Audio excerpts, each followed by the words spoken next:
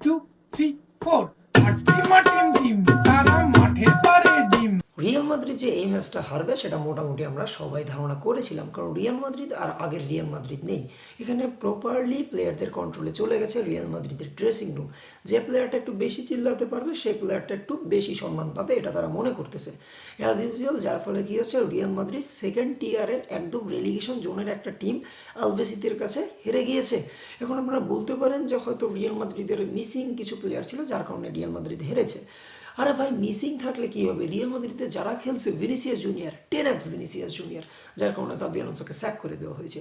সে একাই তো ম্যাচটা বের করে আনতে পারতো, পারেনি তো, কিন্তু কোচ তার চোষা শুরু করে দিয়েছে এবং লিটারালি বড় শুরু করে দিয়েছে যে আমি এই ভিনিসিয়াস জুনিয়রকেই চাই। আপনি এমন ভিনিসিয়াস জুনিয়রকে চান যে গোল করতে পারে না? আপনি বলতেছেন Vinicius junior as a captain খেলেছে এই ম্যাচটাতে, মানে Vinicius junior as a captain খেললো, মেন্টালিটি খুব ভালো করলো। পরিশেষে কী হলো, সেকেন্ড ডিভিশনের টিমের সাথে রিয়াল মাদ্রিদ হেরে গেল। তো এখন রিয়াল মাদ্রিদ কী করবে? এমনটা শোনা যাচ্ছে যে লিভান্তের ম্যাচের আগে রিয়াল মাদ্রিদ যে ম্যানেজমেন্ট তারা রিয়াল মাদ্রিদের প্লেয়ারদের সাথে কথা বলবে। তো যদি না হয় তাহলে কী হবে? রিয়াল মাদ্রিদের যে কোচ সেই কোচকে স্যাক করে দেওয়া হবে? আমার মনে হয় না যে এইরকম কোচকে স্যাক করে দেওয়া কোনো আলটিমেট উদাহরণ হতে পারে। কারণ আমরা দেখেছি যখন কার্লো অ্যানচেলত্তি ছিল তখন Carlo Ancelotti as a managemental coach Real মাদ্রিদকে ম্যানেজ করেছে এবং তার আন্ডারে প্লেয়ারদেরকে প্রপার ফ্রিডম দিয়ে দেওয়া হয়েছিল। প্লেয়াররা তাদের ফ্রিডম বা ইন্ডিভিজুয়াল ব্রিলিয়েন্সের মাধ্যমে গেম বের করে এনেছে। যেক্ষেত্রে আমরা দেখেছি টনি ক্রুজকে, দেখেছি লুকা মদ্রিচকে, কারিম বেনজেমাকে, ইভেন ভিনিসিয়াস জুনিয়র অনেক দুর্দান্ত খেলেছে, ইনক্লুডিং জুড বেলিংহাম এবং জোজেলু। কিন্তু যখনই রিয়াল মাদ্রিদের স্টার প্লেয়ারের পরিমাণ বেড়ে গেল, আমি বলতেছি Kylian Mbappe, Rodrygo, Vinicius Junior, Arda Guler, Bellingham, Brahim Diaz, এইরকম প্লেয়ার যখন বেড়ে গেল তখন কার্লো আনচেলত্তি ফেল করলো এবং যার কারণে রিয়াল মাদ্রিদ মুভ অন করে নিল এবং চিন্তা ভাবনা করলো যে যেহেতু আমরা এতদিন ম্যানেজমেন্টাল কোচকে দিয়ে গেম খেলা আছি, তো এখন হয়তো আমরা টেকটিক্যাল ফুটবল খেলা শুরু করব। এবং এই কারণে রিয়াল মাদ্রিদ তাদের লিজেন্ড জাবি আলোনসোকে নিজের ঘরে এনেছিল এবং জাবি আলোনসো যখন রিয়াল মাদ্রিদে আসলো তখন কি হলো, রিয়াল মাদ্রিদের কিছু কিছু প্লেয়ার আগের মতো ফ্রিডম পাইল না, মানে তারা নাকি ফ্রিডম পাচ্ছে না, তারা নাকি স্বাধীনতা পাচ্ছে না এবং এই কারণেই রিয়াল মাদ্রিদের ড্রেসিং রুম আউট অফ কন্ট্রোলে চলে গেল এবং যার কারণে দেখা গেলো 3-4 জন প্লেয়ারের কারণে জাভি আলোনসোকে স্যাক করে দেওয়া হলো।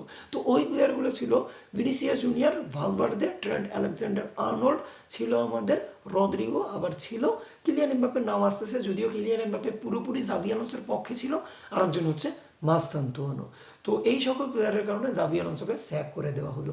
তাহলে এটা দ্বারা কী প্রকাশ হচ্ছে? এটা দ্বারা প্রকাশ হচ্ছে বর্তমানে রিয়াল মাদ্রিদের যে নতুন কোচটা আছে আলভারো আরবেলোয়া, এ কি করবে? এ না পারবে ম্যানেজমেন্টাল গেম খেলাতে, না পারবে ট্যাকটিক্যাল গেম খেলাতে।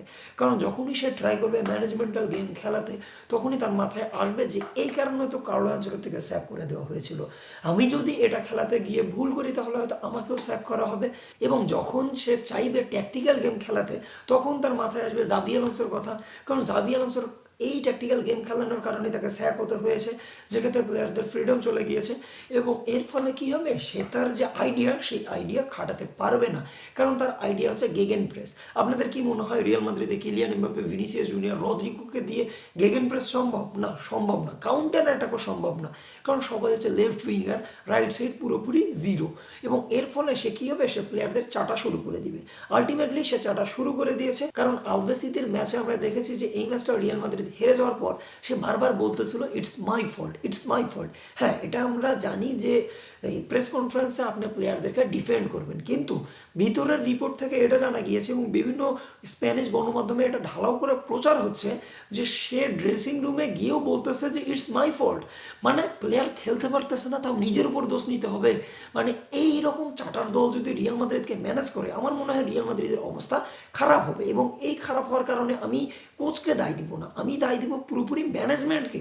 কারণ ম্যানেজমেন্ট বর্তমানে প্লেয়ারদেরকে এই পরিমাণ পাওয়ার দিয়ে দিয়েছে যে প্লেয়ারদের বলায় কোচকে স্যাক করা হচ্ছে এবং এর ফলে এর প্রভাবটা দেখা দিবে রিয়াল মাদ্রিদের শিরোপা বা এই সিজনে। এই সিজন পুরোপুরি রিয়াল মাদ্রিদের গোল্লায় গিয়েছে, কারণ এই সিজনে আলটিমেটলি 2টা ট্রফি আমাদের 2 দিনে হাত থেকে বের হয়ে গিয়েছে এবং সামনে যে 2টা ট্রফি রয়েছে সেই 2টা ট্রফি আমার মনে হয় না রিয়াল মাদ্রিদ জিততে পারবে যদি না কোনো মিরাকেল হয়। কারণ লা লিগাতে আমরা 4 পয়েন্ট পিছিয়ে আছি, বার্সেলোনার থেকে। এবং এই যে কারেন্ট ফর্ম বার্সেলোনা, এই বার্সেলোনার সামনে যদি আমরা এইরকম মেন্টালিটি নিয়ে যাই যে যা ভুল হবে সব ভুল কোচের, আমাদের কোনো ভুল নাই, তাহলে আমার মনে হয় বার্সেলোনা আমাদেরকে খুব ভালোভাবে ভরে দিবে। তার পাশাপাশি যদি আমরা চিন্তা করি যে চ্যাম্পিয়ন্স লিগ আমরা জিতবো, তো চ্যাম্পিয়ন্স লিগ জিততে গেলেও আমাদেরকে প্রপার মেন্টালিটি সেট করে নিয়ে যেতে হবে যে আমরা রিয়াল মাদ্রিদ, আমাদেরকে কেউ থামাতে পারবে না। এই মেন্টালিটি না নিয়ে যদি আমরা যাই, তাহলে আমাদের মনে হয় আমরা আর্সেনালকে এই সিজনে ট্রফি জিততে দেখব। তো আপনাদের কি মনে হয় এই যে রিয়াল মাদ্রিদের বর্তমানে দুর্দশা, এই দুর্দশার জন্য আপনারা কাকে দায় দিবেন, ম্যানেজমেন্টকে নাকি প্লেয়ারকে? আমার মনে হয় সবচেয়ে বেশি দায় দেওয়া উচিত রিয়াল মাদ্রিদের ফ্যানদেরকে, কারণ রিয়াল মাদ্রিদের ফ্যানরা এখন পর্যন্ত ম্যানেজমেন্ট বা প্লেয়ারদের দিকে আঙুল তুলতেছে না। এবং এমনটাও রিপোর্ট আসতেছে যে সামনের ম্যাচে হয়তো রিয়াল মাদ্রিদ ফ্যানরা তাদের দিকে আঙুল তুলবে, কারণ 12 মিনিট না 14 মিনিটে তারা জাভি আলোনসোর জন্য চিয়ার আপ করবে এবং ভিনিসিয়াস জুনিয়রকে তারা বু করবে।